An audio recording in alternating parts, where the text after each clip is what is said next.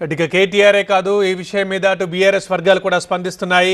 Formula ఈ car రేసులో అసలు అవినీతికి తావే లేదంటున్నారు ఎమ్మెల్యే కేపీ వివేకానంద్.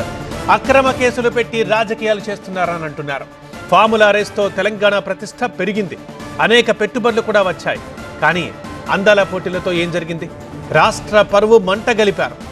అయినా మమ్మల్ని ఎంత వేధించినా మీ వైఫల్యాల్ని ఎండగడతాం అని అంటున్నారు వివేకానంద్. ఫార్ములా ఈ కార్ రేసులో అసలు అవినీతికి తావే లేదు.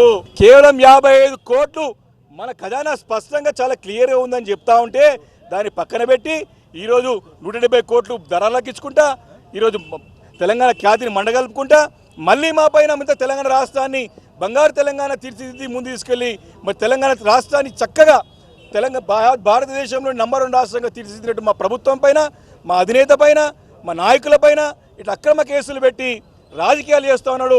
తప్పకుండా రాబోయే రోజుల్లో తగిన మూల్యం చెల్లించక తప్పదు, ప్రజాగ్రహానికి గురికాక తప్పదు. ఇప్పుడు ఎన్నికలు వస్తూ ఉన్నాయి, స్థానిక సంస్థల ఎన్నికలు వస్తూ ఉంటే ఏ రకంగా ఎదుర్కోవాలో తెలియక జైల్లో పెట్టి ఎన్నికలు నిర్వహించుకోవాలని చూస్తూ ఉన్నాడు. కానీ ఏ కార్యకర్త ఊరుకోడు.